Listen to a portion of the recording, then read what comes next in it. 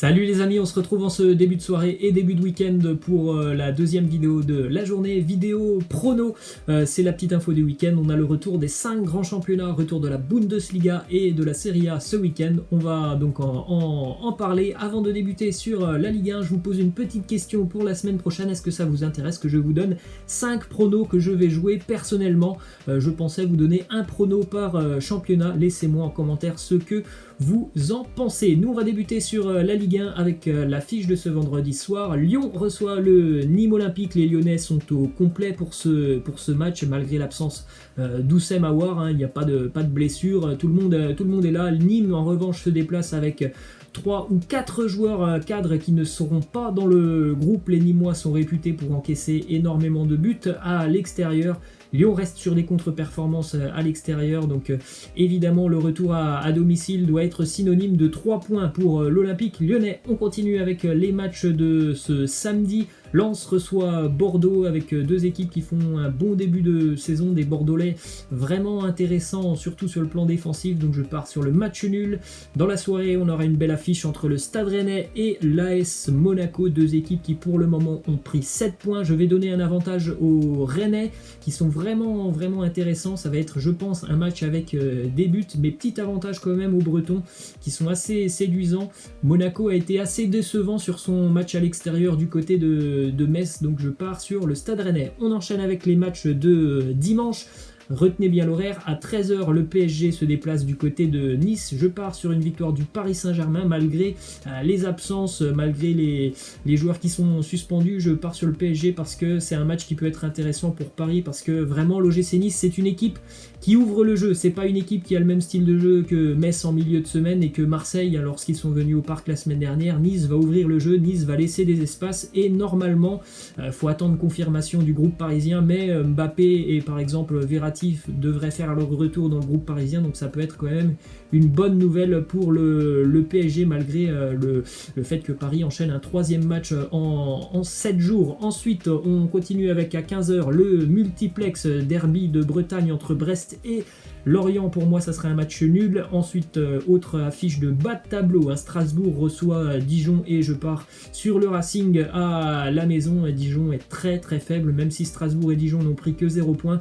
Je pense que Strasbourg sera supérieur au DFCO sur ce match. On continue avec une autre affiche, Montpellier qui enchaîne un 3e match à domicile en l'espace de 7 jours. Montpellier reçoit le SCO Angers et je vais partir sur le match nul. Angers, et c'est typiquement l'équipe qui peut poser des problèmes aux Montpellier Héros. Les Angevins vont certainement se déplacer avec un bloc assez compact. On continue avec une affiche aussi qui est intéressante entre le Stade de Reims qui vient de jouer donc en Europa League, qui se déplace du côté de Metz. On rappelle que les Rémois ont pour le moment un point pris en Ligue 1. Je vais partir sur le FC Metz qui dans le contenu fait des matchs assez intéressants depuis le début d'année. À chaque fois c'est des défaites 1-0 pour les Messins, mais le contenu est quand même plutôt pas mal.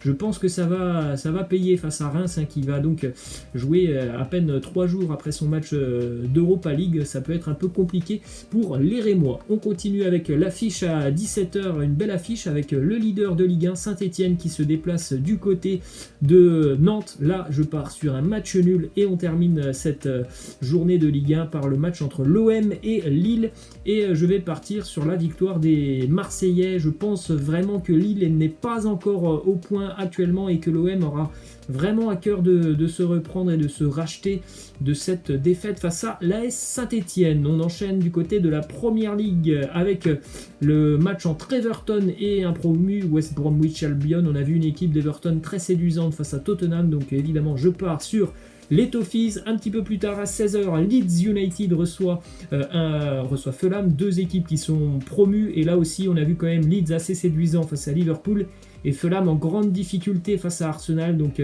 évidemment la mission maintien, parce qu'il ne faut pas se tromper, Leeds joue le maintien, elle va débuter par une victoire face à Fulham. On continue avec l'ouverture de la saison pour Manchester United qui va affronter Crystal Palace. Pour moi ça sera une victoire des Mancuniens. Ensuite Arsenal reçoit West Ham dans un derby londonien. Les Hammers ont été battus lors de la première journée par Newcastle. Ils ont joué en milieu de semaine, les Hammers, ça aussi c'est à prendre en compte. Du côté d'Arsenal, tous les feux sont au vert avec cette première journée et cette victoire, donc victoire des Gunners pour moi. On enchaîne ce dimanche avec le déplacement des Spurs de Tottenham du côté de Southampton. Pour moi, ça sera un match nul. Tottenham est une équipe qui voyage vraiment pas très bien depuis quasiment un an. On rappelle aussi que Tottenham a dû batailler en Europa League en milieu de 2 semaines, donc un déplacement compliqué pour les Spurs. Ensuite, Newcastle reçoit Brighton. Pour moi, ça sera la victoire des Magpies. Le gros duel en Première Ligue, c'est Chelsea-Liverpool. Je pense qu'il va y avoir des buts dans ce match. Les deux équipes ne sont pas au point, évidemment. Ce n'est que la deuxième journée pour ces deux équipes et je vais partir sur le match nul. Ensuite, Leicester va recevoir Burnley. Leicester a bien débuté du côté de West Brom. Jamie Vardy semble déjà très en forme. Donc victoire pour moi des Foxes. Et on terminera cette journée de Première Ligue avec 2 matchs lundi. Aston Villa qui reçoit Sheffield United. Sheffield United qui a été assez décevant sur sa première journée face aux Wolves. Je vais quand même partir sur le match nul et un très beau duel aussi entre Wolverhampton et Manchester City. Les Citizens ouvrent leur saison face à l'une de leurs bêtes noires. Wolverhampton embête toujours Manchester City, toujours aucune défaite pour les Wolves depuis qu'ils sont remontés en Première Ligue face au City de Guardiola. Je vais donc partir sur le match nul. Ensuite, direction l'Espagne. Il n'y a que 7 matchs en Espagne. On rappelle notamment que le Barça et l'Atlético joueront la semaine prochaine. En tout cas, Villarreal reçoit Eibar et pour moi, ça sera une victoire du sous-marin jaune qui a fait un énorme recrutement cet été. Villarreal risque certainement de jouer les places qualificatives pour la Ligue des Champions. Un petit peu plus tard, on aura Retafe face à Osasuna, ça sera un match nul pour moi. Le Celta va accueillir Valence, je vais partir sur une victoire du Celta. Et sur les matchs de dimanche, match entre promus, Huesca reçoit Cadix, je pars sur le match nul. Grenade reçoit le Deportivo Alavés.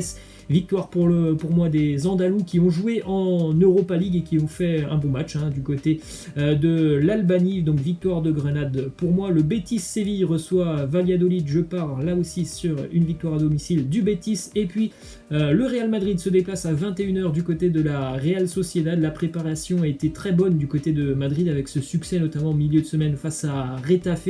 Je pense vraiment que les Madrilènes sont déjà très en forme. On sait que le préparateur physique a fait un très beau boulot sur la fin d'année l'année dernière et il a fait la même chose sur cette période estivale. Les joueurs sont prêts visiblement du côté de Madrid pour bien débuter cette année, donc victoire du Real pour moi. Ensuite direction l'Italie avec la Fiorentina qui ouvre sa saison face au Torino. Pour moi ça sera une victoire de la Fio. Le Hellas Vérone reçoit l'Aroma, ça sera un match nul pour moi. Ensuite Parme va recevoir le Napoli, là aussi ça sera un match nul. On continue avec le Genoa qui reçoit un promu, Crotone. Le Genoa a besoin de prendre des points directement puisque l'année dernière ça a été très compliqué pour le Genoa qui s'est maintenu dans les toutes dernières journées. Sassuolo reçoit Cagliari, c'est typiquement un match où vraisemblablement il y aura quand même beaucoup de buts et cette équipe de Sassuolo qui compte toujours Jérémy Boga dans le groupe devrait quand même réussir à s'imposer face au Sardes. Ensuite la Juve va accueillir la Sampdoria pour sa première journée, victoire évidemment pour moi de la Juventus. On va terminer sur l'Italie avec le match du Milan qui jouera lundi face à Bologne. On ne parlera pas des 3 dernières affiches qui se joueront un petit peu plus tard à la fin du mois de septembre. En tout cas le Milan pour moi devrait s'imposer face à Bologne. Ce match a été joué en fin d'année de Serie A il y a à peine 2 mois. Milan s'était imposé 5-1. Le Milan a fait une très grosse préparation avec des victoires assez larges, un contenu très intéressant. Pour la petite info quand même, Bologne s'est imposé l'année dernière à l'extérieur du côté de Naples, du côté de Rome et du côté de l'Inter. Donc c'est une équipe qui aime bien jouer les gros, mais je pense quand même que le Milan va s'imposer. On va terminer les amis avec la Bundesliga de retour dès ce soir à 20h30. Le champion en titre, le Bayern, accueille Schalke. Pour moi, je pense que le Bayern va très bien débuter. On continue demain avec le déplacement de Bielefeld qui est promu du côté de l'Eintracht Francfort. Je pars sur la victoire de Francfort. On aura un match aussi entre Cologne et Hoffenheim. Je vais partir sur la victoire d'Hoffenheim. Le Werder de Brême va jouer face au Hertha Berlin. On rappelle que le Werder s'est sauvé l'année dernière par le biais des barrages. Le Hertha a fait un recrutement plutôt intelligent cet été, donc je pars sur le Hertha Berlin en espérant que Cordoba et Mateusz Cunha seront alignés directement en tant que titulaires. L'Union Berlin reçoit Augsbourg, je pars sur la victoire de Berlin. Retour aussi en Bundesliga pour Stuttgart qui jouera face à Fribourg. Je pars sur la victoire de Stuttgart. Le Borussia Dortmund reçoit Gladbach. Je pars sur la victoire du Borussia Dortmund qui là aussi a fait vraiment des matchs amicaux et le retour aussi en Coupe d'Allemagne en début de semaine assez intéressant pour le Borussia. Donc victoire de Dortmund pour moi. Cette journée se terminera dimanche avec le match entre le RB Leipzig et Mayence. On rappelle que l'année dernière, le RB, je crois, avait mis 2 claques sévères à Mayence. Il me semble qu'il y avait eu un 8-0 et je ne sais pas s'il n'y avait pas eu 5 ou 6-0 sur le match retour. Donc c'est une équipe qui réussit bien au RB en général, cette équipe de Mayence. Donc victoire du RB. Et puis Wolfsburg face au Bayer Leverkusen, là aussi une très très belle affiche. Le petit point à prendre en compte, c'est que Wolfsburg a joué en milieu de semaine en Europa League. Je vais donc partir sur le match nul. Voilà les amis, c'est la fin de cette vidéo prono. J'espère que ça vous aura plu. Moi je vous laisse et je vous dis à demain pour l'After Zap Image. Ciao.